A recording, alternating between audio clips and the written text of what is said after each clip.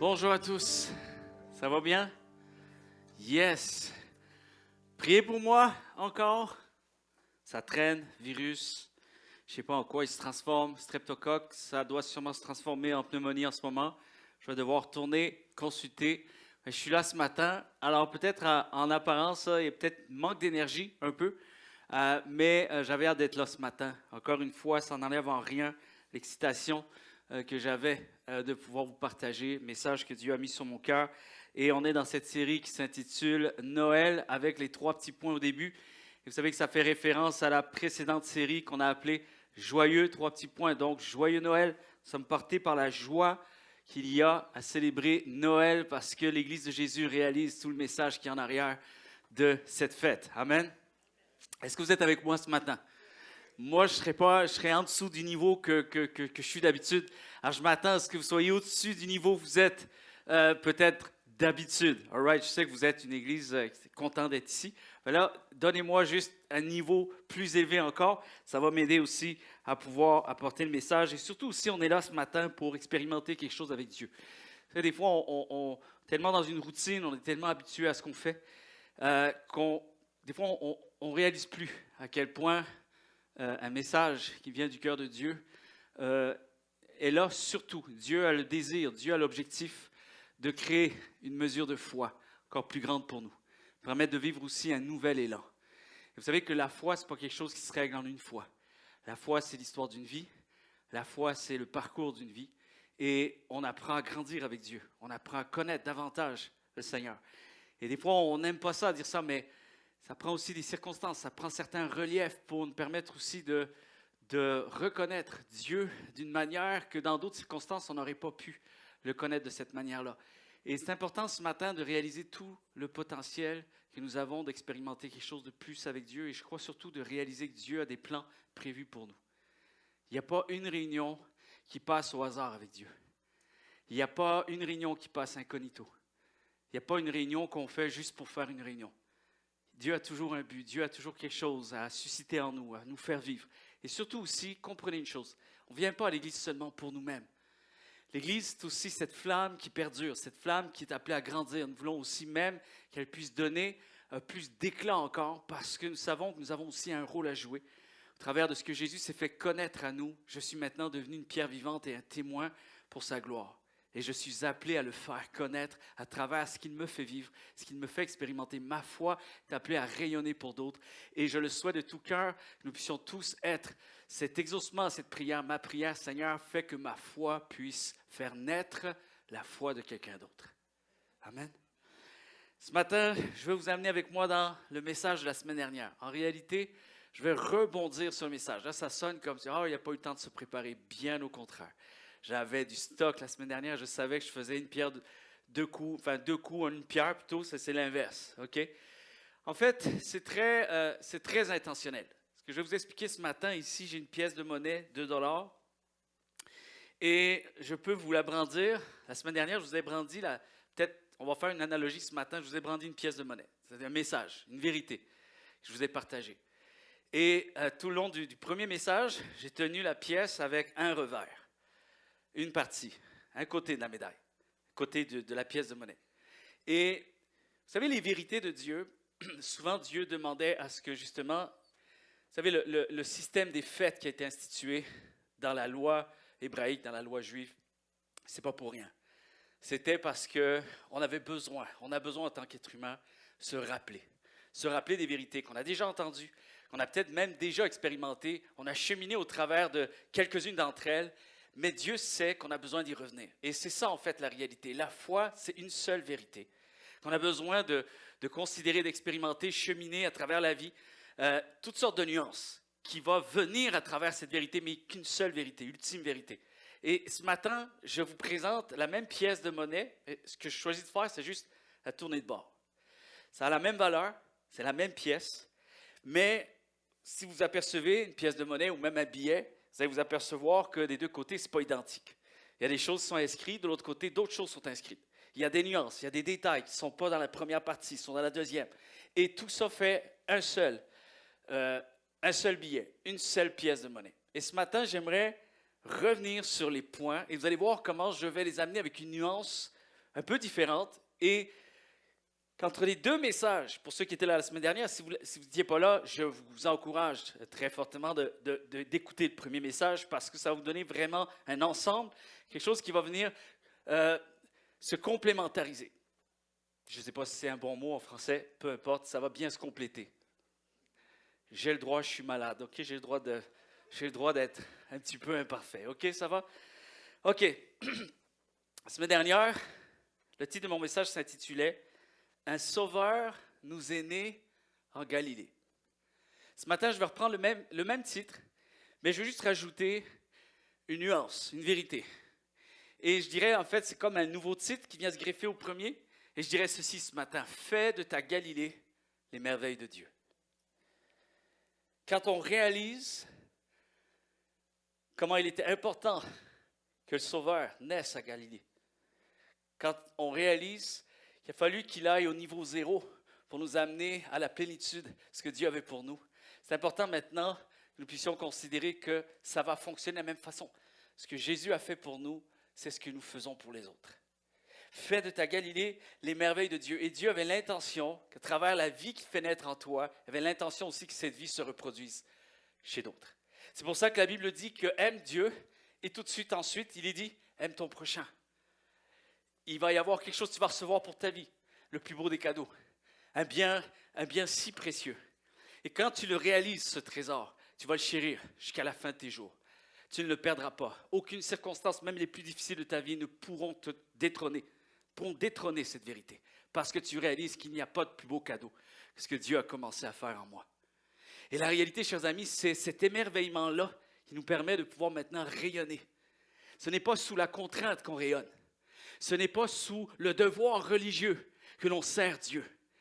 Il faut absolument passer par la première vérité. Il faut absolument que ça commence avec Galilée pour que la suite se fasse toujours en se rappelant que je viens de Galilée. Et que c'est beaucoup plus simple, beaucoup plus facile, beaucoup plus même excitant de servir Dieu en réalisant que je n'ai rien mérité pour que la vie de Dieu naisse en moi. Tout est venu de lui, ça a tout rapport avec lui, ça n'a rien à voir avec moi. Donc, il m'est plus facile de pouvoir présenter quelque chose dont je n'ai pas acheté. Ça m'a été donné gratuitement. Je sais que je peux l'offrir gratuitement à tous ceux et celles qui m'entourent. Quelque chose qui m'interpelle ce matin parce que la semaine dernière, j'ai dit comme première vérité galiléen, fête Noël. Vous savez, c'est important, les fêtes. Les fêtes, là, c'est bon, Noël revient une fois par année. Combien on est heureux quand, je sais pas, il arrive novembre, là, ça y est.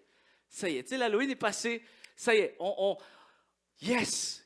Décembre, les fêtes, les temps des fêtes, c'est vrai que tout le monde est heureux, il y a quelque chose qui prend place.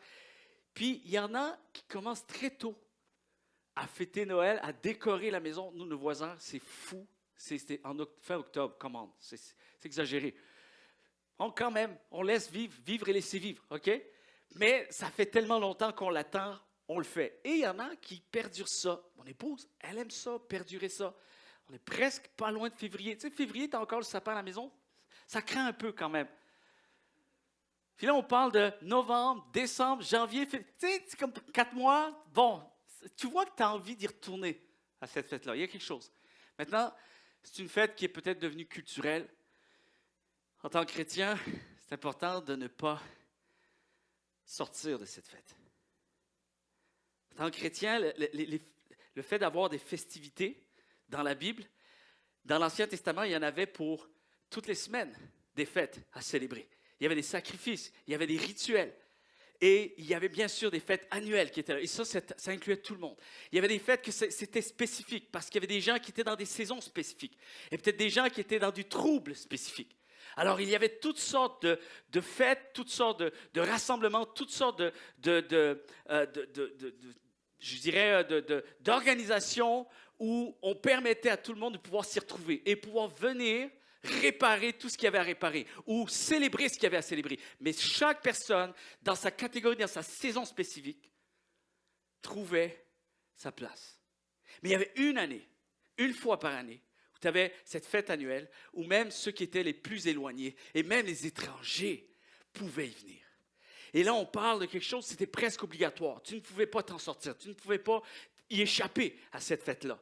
Parce qu'au moins une fois par année, Dieu voulait que tout le monde se rappelle. Dieu voulait que personne n'oublie. Et c'est ça le souci. C'est bien là le problème. Parce qu'on a tendance à oublier, on a tendance à se laisser submerger par tout ce qui nous arrive d'un point de vue extérieur et on oublie l'essentiel. On oublie la vérité, une vérité qui demeure absolument existentielle. Au-delà de notre génération, au-delà de notre santé physique, au-delà de nos préoccupations financières, au-delà de tout ce qui peut nous arriver d'un point de vue extérieur, il faut que nous gardions le cap avec une vérité, une seule, ultime, demeure existentielle, peu importe par quoi on traverse. Et j'aime parce que c'est quelque chose qui me touche. Le concept des fêtes dans la Bible était de remettre les choses toujours en perspective. Et en tant que chrétien, on n'a pas besoin d'attendre qu'il y ait une fête officielle pour savoir que nous sommes appelés à remettre toujours toutes choses en perspective. Et j'aimerais vous dire ce matin que la foi consiste à remettre toutes choses dans une seule et ultime perspective. Sauvé par grâce. Faites l'exercice tous les jours. Quand vous prenez un temps avec Dieu, déclarez cette phrase avant de faire quoi que ce soit, avant de demander quoi que ce soit, avant d'être préoccupé par quoi que ce soit. Rappelez à votre âme, sauvé par grâce, béni par grâce. J'ai bénéficié de la faveur de Dieu par grâce. Je suis aimé de Dieu par grâce. Sauvé par grâce. Déjà là, ta vibe est plus la même. Peut-être même tu parviens à changer ton discours intérieur. Parce que David, c'est ce qu'il faisait dans les psaumes. Mon âme, il parlait à son âme. Hey, regarde les choses autrement. Vois les choses autrement. Remets les choses en perspective de qui est Dieu pour ma vie. Qu'est-ce qu'il a été, ce qu'il a toujours été, ce qu'il sera toujours. Vous savez, la grâce de Dieu, ce que ça fait. La grâce de Dieu, chers amis, ça nous donne, premièrement, de l'assurance. J'ai de l'assurance. La foi, c'est l'assurance des choses qu'on espère. L'assurance des choses qu'on espère. Vous savez, quand ça dit les convictions, ce que tu crois, ce que tu sais, peu importe ce que le monde essayera de te dire, par-dessus ça, il faut que tu permettes à ce que tu crois, à cette grâce de Dieu, de fleurir, de toujours en sortir, toujours plus que vainqueur.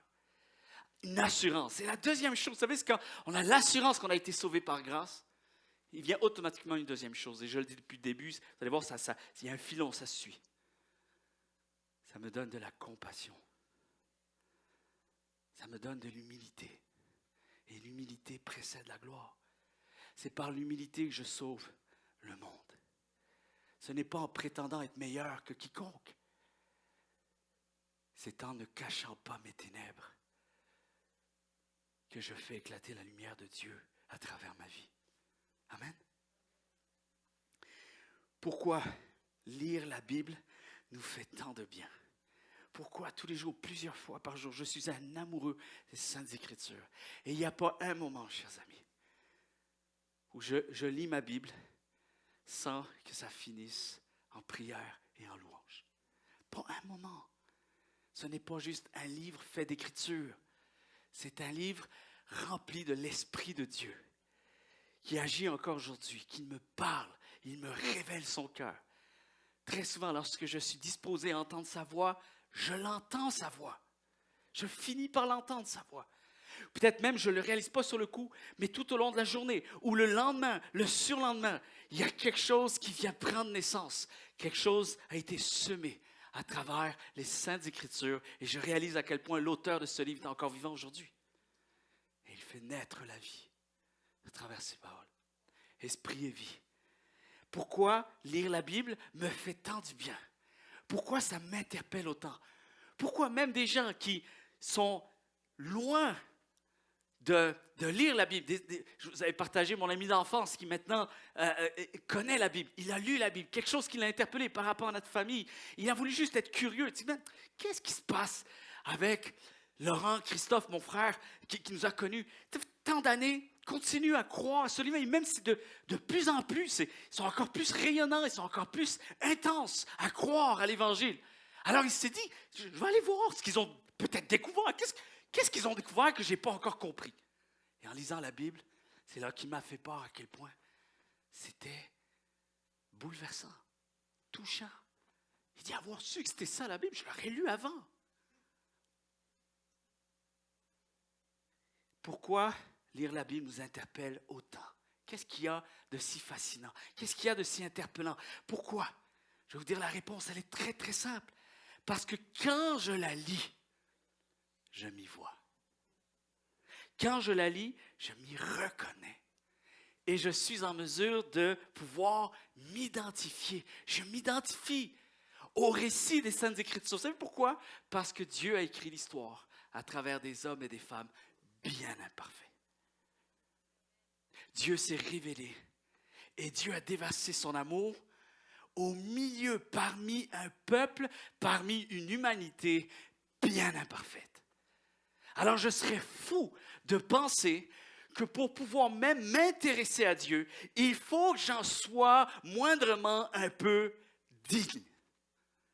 En réalité, je peux avoir accès à Dieu parce que justement, j'en suis pleinement indigne.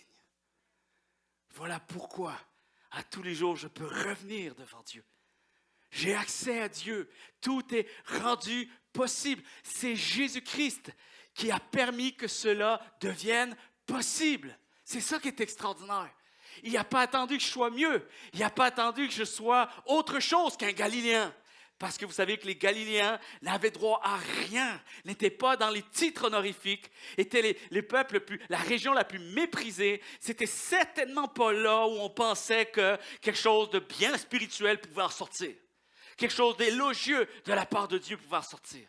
Alors quand ils ont entendu dans Jean chapitre 7 que les gens disaient « c'est lui le Messie », il y a des gens d'autres qui disent « c'est impossible que ce soit lui le Messie » parce qu'il vient de Galilée. Et ce qui est assez fascinant, et je ne sais même pas comment on a pu se rendre à ce niveau-là, et je crois que Jésus arrive dans une bonne période, à l'époque où il fallait. Parce que là, on arrive à un niveau, chers amis, où on prétend que pour être aimé de Dieu, il faut que tu deviennes d'abord quelqu'un. Et là, il n'y a plus rien de possible. Ce n'est plus possible. Jésus doit arriver à ce moment-là parce qu'on arrive à un niveau qu'on ne peut pas aller plus haut que ça. Et il faut que quelque chose soit réparé. Il faut que quelque chose soit reparamétré. Il faut que quelque chose soit recadré. Les religieux, pourtant, avaient les récits anciens et ils avaient même les prophéties. Ils avaient tout pour ne pas arriver à cette conclusion. Vous savez, leur conclusion, c'est qu'ils ont considéré que Dieu était tellement prestigieux, tellement glorieux. Je l'ai dit la semaine dernière, je fais juste un rappel, je rebondis, que les religieux de ce temps-là ont statué donc, vu que Dieu était glorieux et Dieu était si prestigieux, on se devait d'avoir une foi élogieuse, prestigieuse. Donc, il fallait que notre vie atteigne un certain standard pour pouvoir être digne de pouvoir dire que Dieu est celui que nous représentons dans notre vie. Alors, il fallait représenter tout ça par quelque chose de plus grand que les autres. Donc, il y a comme cette notion de faire une comparaison. Oui, non, toi tu peux, non, toi tu peux pas. Donc, il y a comme quelque chose qui qualifie les gens. Il faut du prestigieux, il faut du beau, il faut quelque chose de suffisant. Il faut quelque chose qui a été réussi. Même à la limite, on est devenu complet. Il faut presque devenir des maîtres. Vous savez, les maîtres de la loi, là, ils prétendaient être plus aimés de Dieu que tous les autres, plus bénis, plus représentés. Ça allait passer par eux. Et il y avait les autres. Quand on sait que Dieu ne fait de favoritisme pour personne, aucune préférence. Il n'aime pas un être humain plus qu'un autre. Il aime sa création entière, avec son amour le plus total. C'est pas extraordinaire?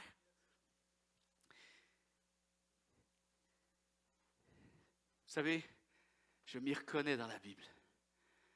Et je veux juste vous dire pourquoi. Voici le genre de personnes que Dieu a utilisées. J'ai déjà mentionné ça. Peut-être ça fait cliché, mais vous savez, les fêtes, là, qu'est-ce que c'est? c'est qu'on célèbre encore les mêmes choses. On se rappelle les mêmes choses. Et peut-être qu'on a oublié que la Bible est faite de toutes sortes de récits avec toutes ces personnes-là. Et Dieu en a fait des héros de la foi. Écoute bien, si tu te sens incapable, si tu te sens disqualifié, pense alors à ces personnes. Souviens-toi de ces personnes. Abraham et Sarah étaient trop vieux. Jacob était manipulateur et menteur. Léa était détestable. Joseph a été maltraité et injustement accusé, condamné à l'esclavage et la prison durant une grande partie de sa vie de jeune adulte. Joseph. Moïse était un meurtrier. Gédéon manquait de courage. Rahab était une prostituée. Jérémie et Timothée étaient trop jeunes. David a simulé, le roi David, l'homme selon le cœur de Dieu, a simulé la folie pour être accepté à une certaine période de sa vie, a eu une relation adultère, a organisé un meurtre et avait de grands défis relationnels au sein de sa famille. Ça fait du bien, hein? Élie était candidat au suicide, à la dépression. Jérémie était dépressif. Jonas a tourné le dos à l'appel de Dieu. Il a été rebelle pour une période de sa vie. Naomi était veuve. Job avait tout perdu. Les disciples manquaient de foi. Marthe était une femme de nature anxieuse et soucieuse. Marie était de nature trop paresseuse. Marie-Madeleine était possédée par des démons. La Samaritaine avait couché avec plusieurs hommes. Zachée était trop petit. Pierre était un hyperactif, instable, impulsif et avait renié Jésus plusieurs fois publiquement. Ça, c'est sur ce Pierre-là, je vais bâtir mon église. Et Marc avait abandonné dans le passé. Et le plus beau, c'est que Lazare, lui, était mort. Quand on repense à ces histoires, vous savez, j'aime dire ceci. L'histoire se répète sans cesse. Tu prends les Écritures, peu importe d'où tu prends ta lecture, c'est certain que tu vas voir qu'il y a une différence entre Dieu et l'homme. Il y a une différence. Et Dieu a accueilli l'homme. À travers qui il était. Il a accueilli l'homme tel qu'il était. Une des choses ici aussi, c'est que, j'aime dire ceci, les jours les plus sombres de leur vie à ces héros de la foi, et il y en a plusieurs, j'en passe, ça, je fais un résumé, mais tous ces héros de la foi, il faut réaliser une chose, les jours les plus sombres de leur vie ont donné naissance à de grands miracles. Et quand je lis les Saintes Écritures, je réalise qu'il y a toujours une place pour continuer avec Dieu. Il y a toujours une place pour recommencer avec Dieu. Il y a toujours une place qui me dit, c'est encore faisable, c'est encore accessible, c'est encore accueilli. Mon cœur est accueilli, mon cœur est invité. Il n'y a pas une fois où je ne lis pas les Écritures sans qu'il y ait cette vérité qui vienne m'interpeller et me fasciner, m'émerveiller. Et je reste debout avec Dieu, pas parce que moi je suis fort, mais parce que lui l'est pour moi. Une des choses qui me touche, c'est qu'à la fin de leur vie, à ces héros de la foi, ce n'est pas de eux dont on se souvient, mais de Dieu. C'est ça la beauté de l'Évangile. C'est ça qui m'interpelle, c'est ça qui me touche. C'est de voir ce que Dieu a pu en faire de ces gens-là, avec un début très chaotique, très raboteux, très difficile. Et parfois même, ça part bien, des fois ça part mal, ça devient mieux, et ça repart mal encore. Et Dieu récupère, et Dieu finit par s'organiser, faire quelque chose d'extraordinaire avec ces gens-là. C'est incroyable ce qu'il a réussi à en faire devenir, comment il les a conduits, chers amis. Comment Dieu les a préservés, comment Dieu les a fortifiés, transformés, utilisés. Et le plus beau, chers amis, ça c'est la cerise sur CNDC, c'est comme, comment tu peux imaginer une telle chose. Et c'est là que je veux vous amener ce matin. Je veux qu'on reste émerveillé de la grâce de Dieu. Parce que la persévérance de la foi, c'est de continuer à être émerveillé de la grâce de Dieu. C'est pas d'essayer d'être plus fort et de montrer que parce qu'on est plus fort, tout d'un coup, on est plus austère, on est plus rude, on est plus... Tu sais, c'est comme on dirait qu'il y a une image qui vient avec l'homme spirituel. Pour moi, la plus belle image d'un homme, d'une femme spirituelle, il l'est vraiment. C'est qu'elle garde un cœur d'enfant.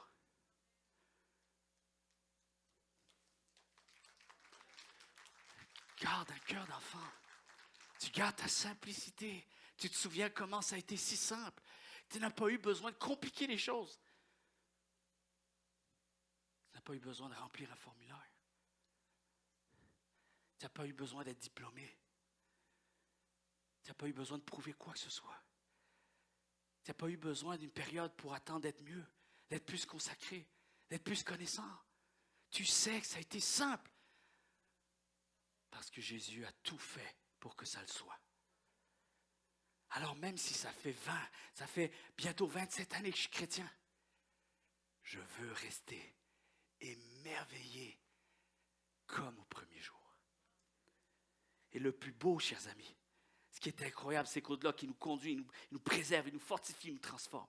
Le plus beau, c'est comment il décide de se faire connaître aux autres à travers nous. C'est pas extraordinaire? C'est extraordinaire. Vous savez, j'aime dire ceci.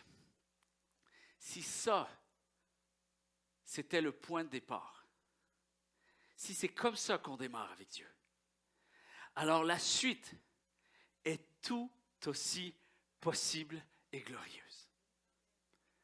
Le génie de Dieu, c'est qu'on a commencé au niveau 0. Alors je ne peux pas être pire que 0. Vous comprenez? La Bible nous montre que Dieu s'est révélé à un peuple qui était au niveau 0.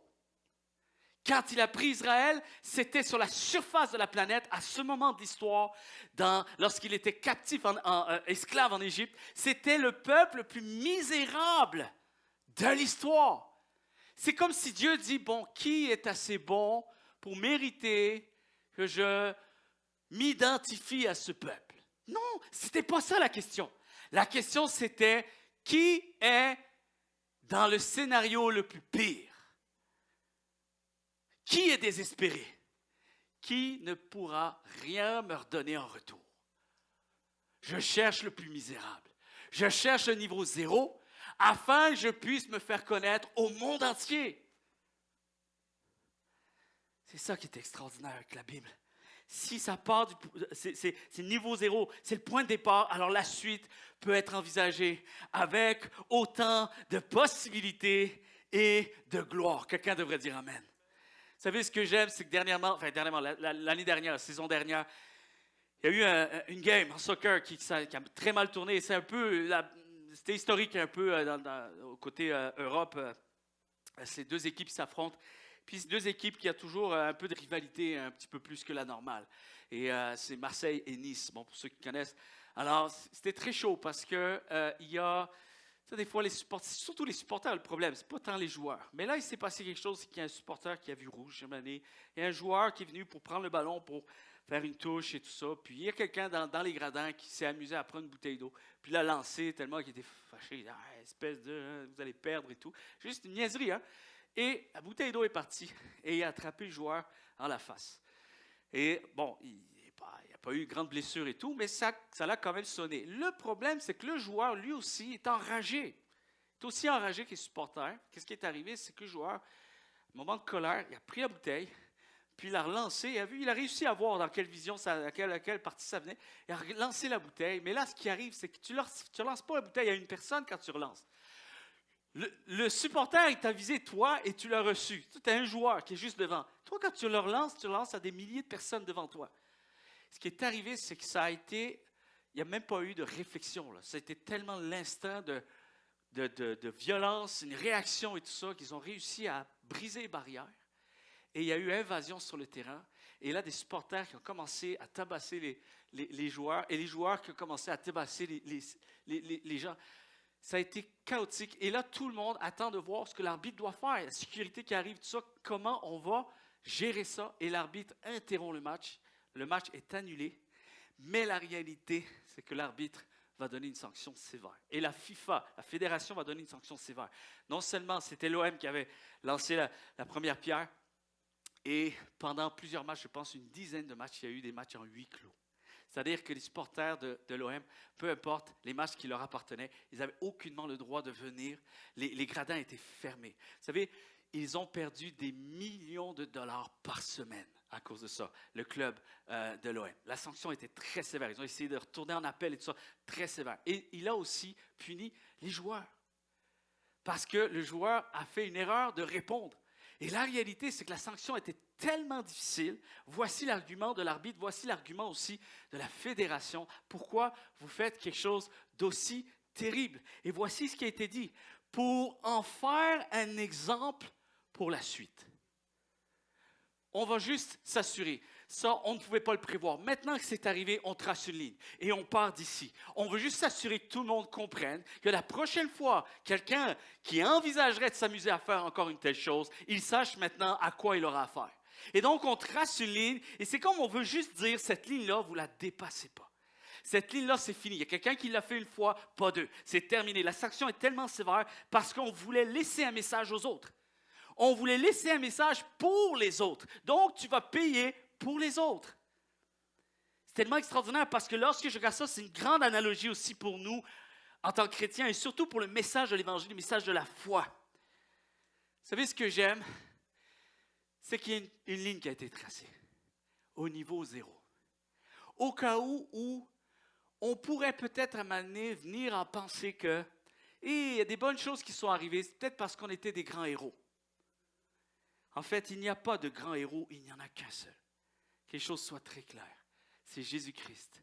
On part tous à niveau 0. Si quelqu'un voudrait juste peut-être envisager de dépasser cette ligne, il sera dans l'impossibilité.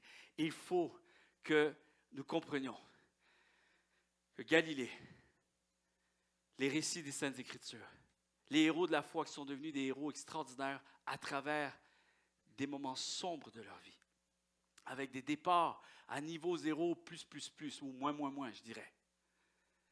C'était pour faire comprendre que c'était, et ça allait être la même chose pour tous les autres.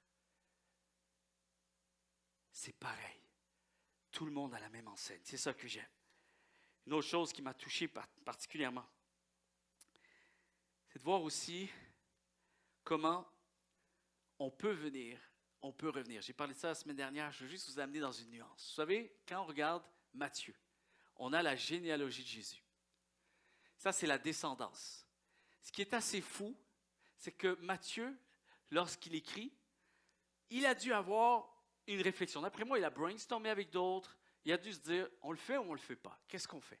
On le dit ou on ne le dit pas? Et il sent qu'il faut le dire. Il sent qu'il faut mentionner quelque chose dans la généalogie.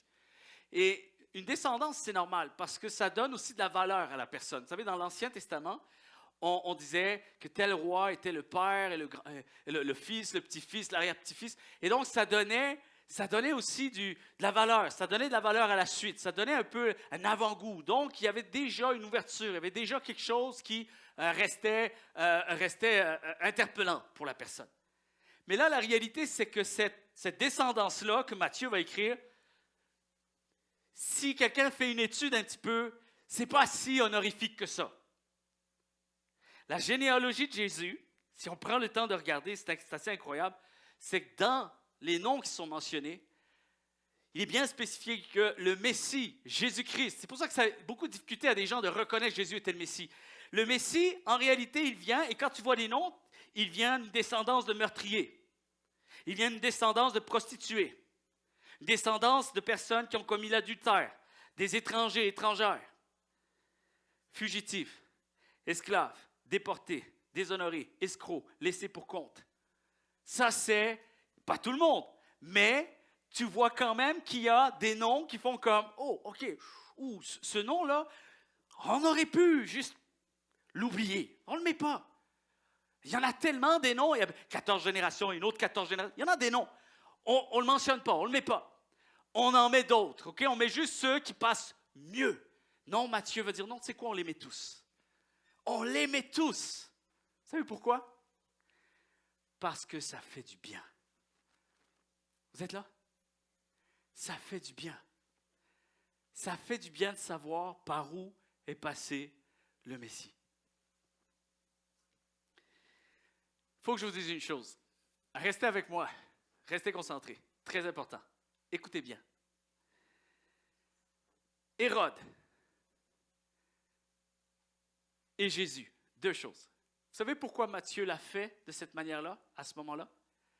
Pourquoi Matthieu s'est dit, on va tout mettre, on va tout dire, on ne va rien cacher. Vous savez pourquoi? Parce qu'à cette époque-là, on falsifiait les données. Pour envisager pouvoir un jour peut-être être dans les rangs des plus grands. Pour être dans les rangs des plus grands, il fallait qu'on se fie à l'historique, ta descendance. C'était les gens qui t'avaient précédé pour voir si tu pouvais être dans cette même lignée. Mais si tu descendais de gens qui étaient trop méprisés, tu ne pouvais pas envisager accéder à des rangs supérieurs. Vous êtes là? Hérode, au temps de Jésus, si vous lisez un peu l'histoire, ce n'est pas dans la Bible, mais si vous lisez l'histoire historique, il y a des récits historiques, Hérode aurait assassiné des gens de sa propre famille parce qu'ils avaient mauvaise réputation et ils avaient fait des choses, des bavures dans le passé. Et lui voulait accéder à un rang supérieur. Et il s'est fait même conseiller. Il dit, écoute, il va falloir que tu éteignes certaines personnes, même de ta lignée, pour qu'on les oublie, on falsifie. Ils n'apparaissent pas. Ils n'apparaissent pas, tu as plus de chances de te rendre au rang supérieur. Alors il a fait assassiner un de ses frères. Vous êtes là? Juste pour paraître plus beau, mieux. Et là on dit, jetons-lui la pierre. C'est l'être humain, ça. C'est ce qu'on n'a pas compris. Alors Matthieu veut rectifier les choses. La seule façon de pouvoir marcher sur le chemin de Dieu, c'est d'être affectionné aux choses d'en haut et ne pas se conformer au siècle de ce monde. Il va falloir que nous acceptions que le plus beau va venir à partir du pire. Il va falloir que nous y croyions à ça. Il va falloir que nous croyions que Dieu va faire sortir les plus grands miracles à travers les jours les plus sombres, à travers nos erreurs, à travers nos pires péchés, à travers nos pires regrets, à travers ce qu'on voudrait maquiller, masquer. Non, laisse-le là. Et fais éclater la lumière de Dieu à travers cette obscurité-là. Faisons connaître la gloire de Dieu, non pas parce que nous avons été bons, parce que nous avons réussi un examen, faisons connaître la gloire de Dieu parce qu'il est le seul héros de ce monde. Il est le seul. C'est extraordinaire. C'était coutume de cacher, de falsifier, de maquiller. Vous savez, maquillage, ce que ça veut dire? Maquille ton âge. C'est ça que ça veut dire. On a inventé ce mot pour des madames, des madames qui n'aimaient pas trop vieillir et puis le visage, les rides et tout ça trahissaient leur âge. Alors on va se maquiller et peut-être qu'on va se faire dire qu'on est plus jeune. Ils vont nous donner un âge plus jeune. Maquillage. On veut rendre ça plus beau. Jésus, lui, affiche tout dès le départ. Et c'est avec ça que le cœur de Dieu va se révéler à l'humanité entière. Vous êtes là ce matin? Vous savez, des fois, on dit les forts, les riches, les grands, les puissants. Tout ça, il faut que vous compreniez une chose. Tous ceux que l'on voit qui ont prétendu être forts, même dans la Bible, et même dans l'histoire de ce monde, c'est les gens qui sont sortis comme étant plus forts que les autres. Ça, c'est les stéréotypes qu'on en donne. Mais une des choses, c'est que la Bible nous enseigne qu'à travers les récits de la Bible, celui qui a été fort sans Dieu, écoute bien ceci, celui qui a été fort sans Dieu n'a été que celui qui a prétendu l'être. C'est tout. Ce n'est pas une vérité, ce n'est pas la vérité, ce n'est pas la réalité. Celui qui a été fort sans Dieu, c'est celui qui a prétendu l'être. Et c'est très différent. Vous savez, un homme riche un jour a voulu organiser ses funérailles. Il était mourant et il avait fait le constat de grandes vérités durant toute sa vie. Il était riche, il n'a jamais manqué de rien, il était puissant. Et c'est dans un certain pays. Et il a demandé, il y avait 3 conditions. Il y avait tellement d'argent qu'il pouvait payer les gens pour avoir ce genre de funérailles-là avec ces conditions. En temps normal, tu ne pourrais pas avoir ces conditions-là, mais lui, il l'a eu parce qu'il a payé très cher pour avoir ça. Et la première condition était que son cercueil soit porté par les meilleurs médecins de l'époque. La deuxième condition, c'était que les trésors qu'il possédait soient dispersés sur le chemin de sa tombe. Et la troisième condition était que ses mains restent à l'extérieur du cercueil, à la vue de tous. Et quand ils ont demandé pourquoi ces 3 conditions, écoutez bien ceci, c'est le constat d'une vie, c'est le constat d'un être humain, que peut-être qu'il s'est fait à croire qu'il était puissant durant toute sa vie, mais voici qu'il arrive un jour où on remet les choses à l'heure. La pendule revient à l'heure. Il y a quelqu'un qui disait un jour que lorsqu'on finit une partie d'échecs, n'oubliez jamais qu'à la fin de la partie, la reine et le pion se retrouvent dans la même boîte. C'est bien beau, on se fait à croire qu'on est les meilleurs durant une partie. Mais sur l'échelle de l'éternité, tu ne peux pas faire le poids. Je ne suis fort qu'à travers ce que j'ai prétendu être. Mais c'est bon de reconnaître que je ne suis rien sans Dieu. Sans Dieu, je ne peux subsister. Et cet homme a donné ces 3 explications de condition. La première, je veux que les plus éminents médecins portent mon cercueil pour montrer qu'ils n'ont pas eu le pouvoir de me guérir même face à la mort. Je veux également, deuxième condition, que le terrain soit couvert par mes trésors afin que tout le monde puisse voir que les biens matériels conquis ici restent ici. Je n'amène rien avec moi. Et je veux que mes mains soient découvertes à l'extérieur du cercueil afin que les gens puissent voir que nous sommes venus les mains vides et avec les mains vides, nous repartirons. Et voici sa phrase était celle-ci, la grande conclusion de sa vie. Merci Seigneur, peu importe le temps que tu réalises qui est Dieu pour toi. Ce qui est important, c'est que ça arrive avant que tu fasses face à celui qui est le maître de toutes choses. Et il va dire ceci, la seule chose qui nous restera, c'est ce que nous aurons permis que Dieu accomplisse en nous et à travers nous. La seule chose de tangible, c'est la seule chose qui peut nous procurer de la joie, de l'émerveillement, même de la fierté. Je n'ai rien, je suis devenu tout pleinement en Jésus-Christ. De rien, il m'a permis de vivre tout pleinement. Et j'aimerais terminer, vous savez, lorsqu'on parle de « tu es libre », 3e point, je vais demander aux musiciens de bien vouloir me rejoindre. 3e point, j'ai dit la semaine dernière, Galiléen, tu es libre. Écoute bien. Si je vis, Galates 2, 20, si je vis, ce n'est plus moi qui vis, c'est Christ qui vit en moi. Des fois, on oublie, ce n'est pas moi qui vis. Retenez bien, je vais juste laisser cette phrase vous interpeller. J'espère qu'elle vous touchera. J'espère que Dieu fera son chemin avec ce point-là. Écoute bien. Ce n'est pas moi qui vis. Personne ne choisit de vivre. Personne ne peut garantir le temps de sa vie.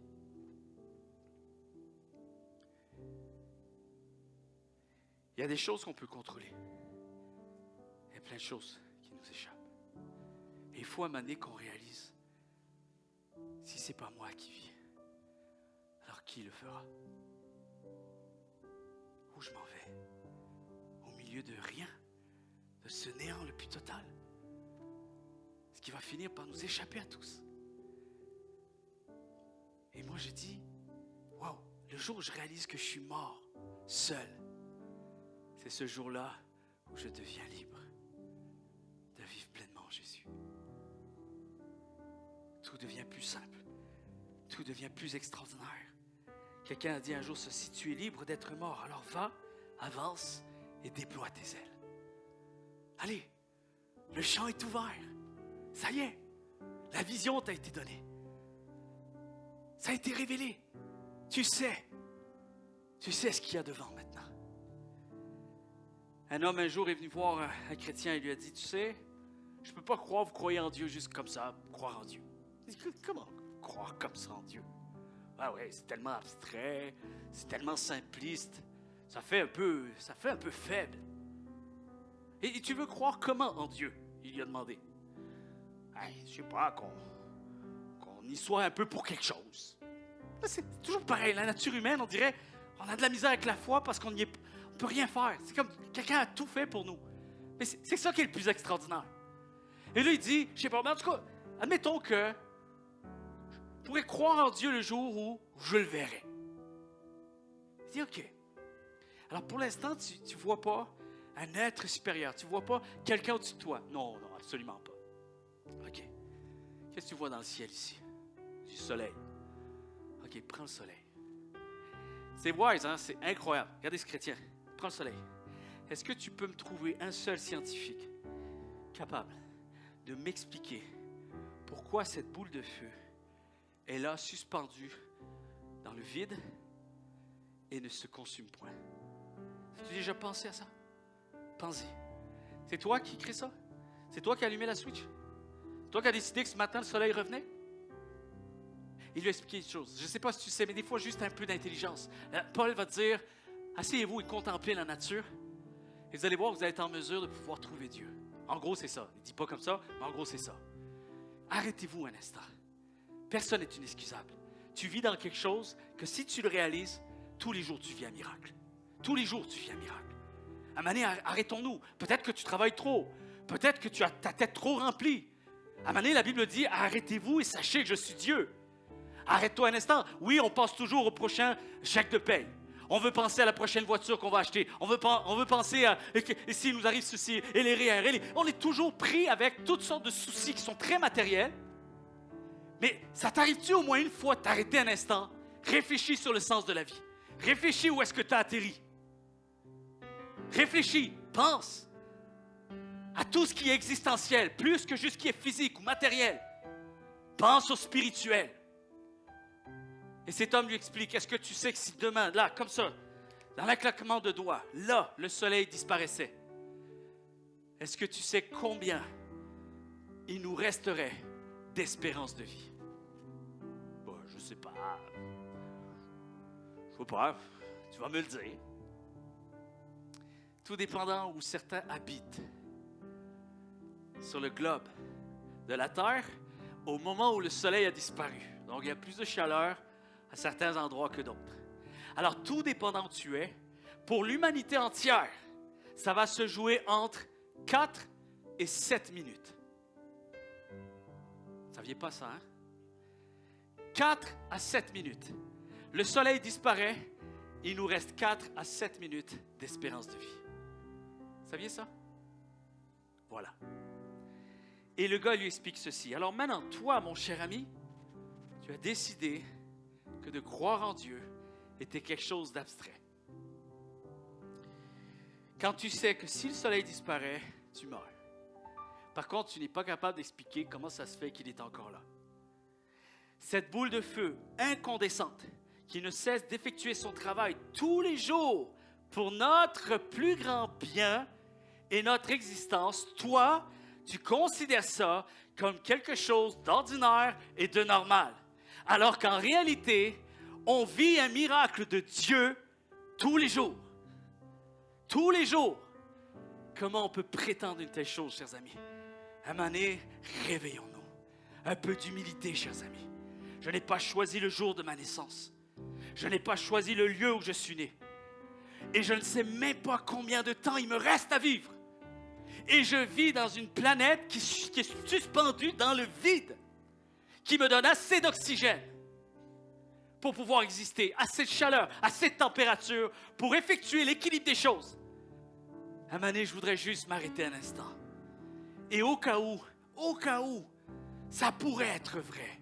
Je déclare ça à tout le monde. Au cas où ça pourrait être vrai. Pose-toi la question. Peut-être que c'est un Dieu imaginaire pour toi. Mais fais-le au moins une fois.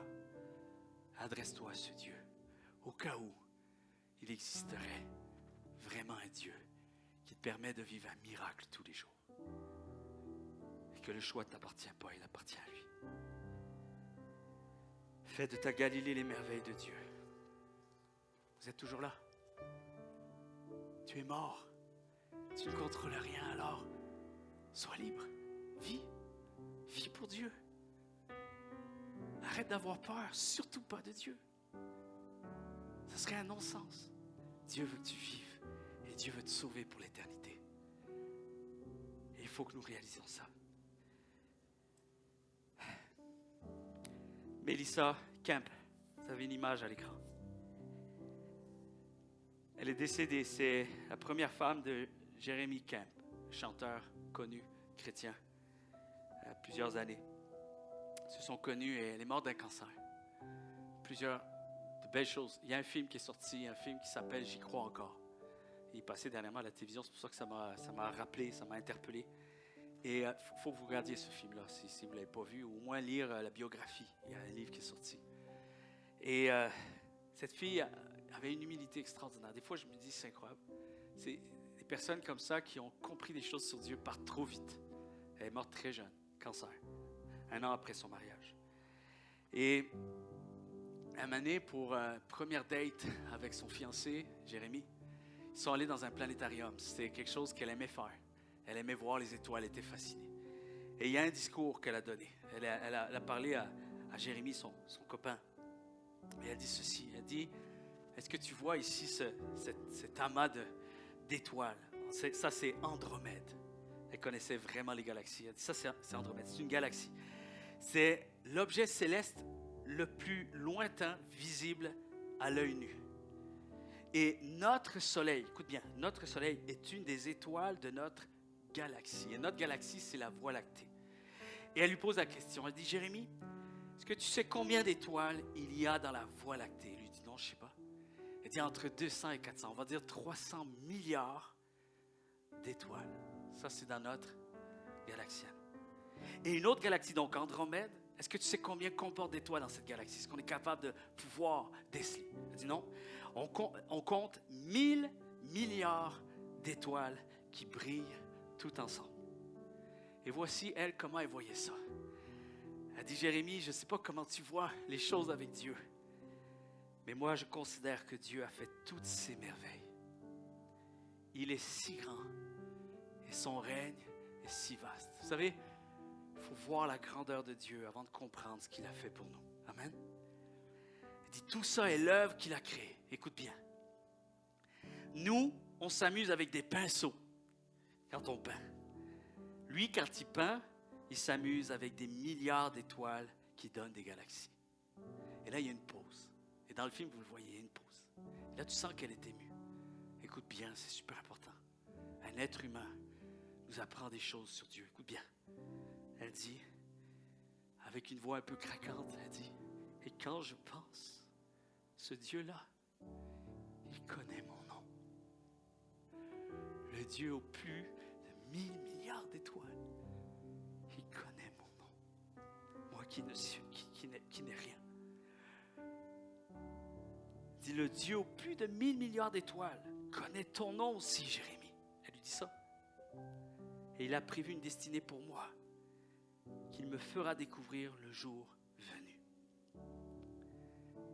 Ce qui est fascinant, c'est que le Dieu aux 1000 milliards d'étoiles a choisi de se révéler à moi. Amen. Voilà comment je vois l'univers et la place que j'y occupe. Je ne suis qu'une petite étoile dans une gigantesque galaxie. Et son copain lui dit ceci, oui, mais il y a des étoiles qui brillent plus que d'autres. Il faisait référence à elle. Chers amis, que notre humilité fasse en sorte que nous brillons encore plus. Que le fait que je reconnaisse mon obscurité, mes ténèbres, mon état, mon péché, ma nature, faisons en sorte, chers amis, que ça fasse encore plus briller notre vie sur terre pour Jésus-Christ. Amen. Pour Jésus-Christ. On va chanter un chant qui déclare, quand il descend, le Saint-Esprit, l'Esprit de Dieu, quand il descend, tout change. Il y a transfert entre le ciel et la terre. Peux-tu chanter ce chant avec une disposition renouvelée ce matin? Est-ce qu'on peut faire ça ce matin? J'ai pris un peu plus de temps, désolé. Vous savez, des fois j'ai un virus, je dis, je vais prêcher moins longtemps, mais ça marche jamais, ça marche jamais. J'ai toujours plein de choses, je suis tellement fasciné de Dieu. Je souhaite que tout le monde saisisse ce que je parviens à saisir et plus encore.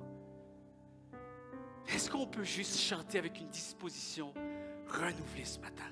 Peut-être une disposition nouvelle, peut-être quelque chose de poussiéreux a pris place.